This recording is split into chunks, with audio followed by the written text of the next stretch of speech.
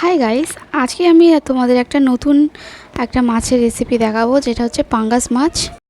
এই মাছটা কিন্তু অনেকে খুব পছন্দ করে, কারণ এই মাছে অনেক তেল হয়, তো খেতে ভালো লাগে, চর্বি জাতীয় মাছ।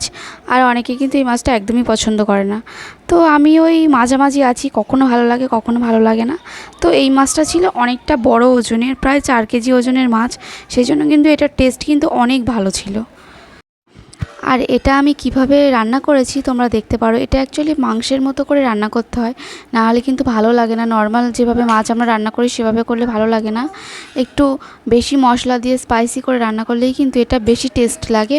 তো এখানে আমি মাছগুলোকে খুব ভালো করে নুন হলুদ দিয়ে মিশিয়ে নিচ্ছি, কারণ এটাকে ভাজতে হবে। আর এটা ভাজার সময় কিন্তু তোমরা যারা নতুন আছো তারা খুব সাবধানে ভাজবে, কারণ এই মাছ হচ্ছে খুব ফাটে তেলের ওপরে পড়লে। এই চামড়াটা, বিশেষ করে স্কিনটা যেটা আছে, এটা কিন্তু তেলের ওপরে পড়লে খুব জোরে জোরে ফাটে, এমনকি তোমাদের কিন্তু গায়ে তেল ছিটকে লাগতে পারে।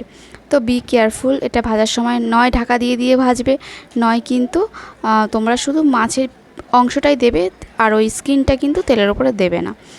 তো এখানে দেখো আমি কড়াইটা গরম করে নিয়েছি খুব ভালো করে। কড়াইটা যখন ভালো গরম হবে, অন্তত 3-4 মিনিট কড়াইটা এমনি হাই ফ্লেমে দিয়ে রাখবে। তো যখন এটা খুব ভালো করে হয়ে যাবে, তখন কিন্তু এখানে একে একে করে মাছগুলো একটু দেখো, আমি ক্যামেরাটা নিয়েও দূর দূর থেকে ছাড়ছি, কারণ একটু দেওয়ার সময় একটু সাবধানে দেওয়া উচিত, কারণ এটা তো খুব ফাটে। তো দেখো এখানে মাছটা আমি ভালো করে কড়া করে ভেজে নিয়েছি।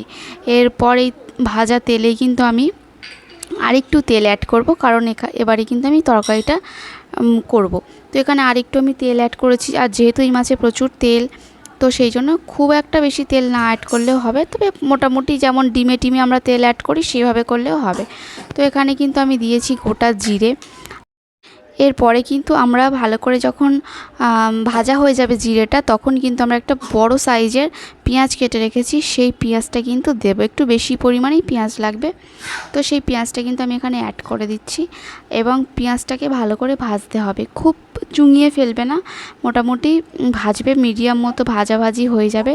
তারপরে কিন্তু এখানে আমি অ্যাড করব বেশ খানিকটা পরিমাণে আদা রসুনের পেস্ট, কারণ বললাম এটা মাংসের মতো রান্না করতে হয়, একটু বেশি পরিমাণে আদা রসুনের পেস্ট এখানে দিতে হয়, কারণ পাঙ্গাস মাছ অনেকের একটু গন্ধ লাগে খেতে।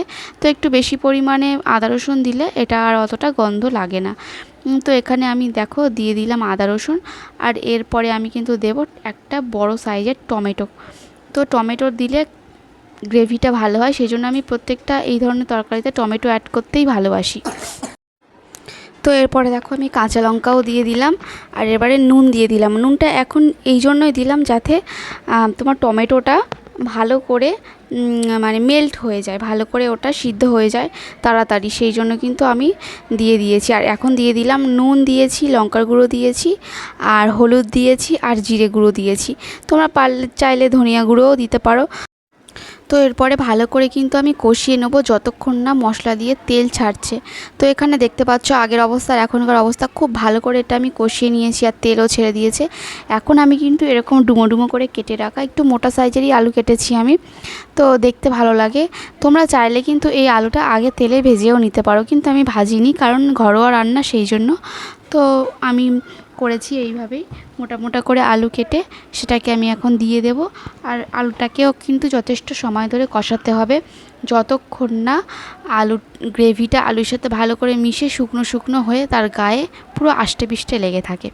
তো আমি এখন ভালো করে আলুটায় কষিয়ে নেব। তো এইসব মাছ রান্না করতে গেলে কিন্তু আমাদেরকে একটু টাইম নিয়েই করতে হবে, কারণ একটা ভাজতেও টাইম লাগে, আর এগুলো কষিয়ে রান্না করতেও বেশি টাইম লাগে। তো এবারে আমি কিন্তু একদম যেটা তরকারির লবণ থাকে সেই লবণটাই কিন্তু এখন আমি এখানে অ্যাড করে দিলাম, দিয়ে এটাকে কিন্তু আমি খুব ভালো করে কষাবো। আর কষানোর পরে এখানে কিন্তু আমরা জল অ্যাড করে দেব, এবং জলটা ফুটে যাওয়ার পরে যখন দেখব যে এটা ভালোভাবে সিদ্ধ হয়ে গেছে, আলুগুলো যেহেতু আমি মোটা মোটা করে দিয়েছি একটু সিদ্ধ হতে টাইম লাগবে, তোমরা কিন্তু তোমাদের পরিমাণ মতো জল দিও, বুঝে জল দিও, যাতে যতটা তোমরা গ্রেভি রাখবে, যতটা ঝোল রাখতে পছন্দ করো সেইভাবে কিন্তু তোমরা জল দেবে। দিয়ে এখানে আলুটা যখন পুরোপুরি সিদ্ধ হয়ে যাবে, তখন কিন্তু তোমরা একে একে এখানে মাছগুলোকে অ্যাড করে দেবে। এবং মাছ অ্যাড করে দেওয়ার পরে বেশ কিছুক্ষণ আবার ফুটতে দেবে 2-3 মিনিট মতো। তারপরে কিন্তু একদম আমাদের রেডি হয়ে যাবে পাঙ্গাস মাছের একদম টেস্টি ঝোল। তো আজকের এই রেসিপিটা তোমাদের কেমন লাগলো অবশ্যই কমেন্টে জানিও। আর আজকের এই ভিডিওটা এই পর্যন্ত। টাটা বাই, টেক কেয়ার, সবাই ভালো থেকো।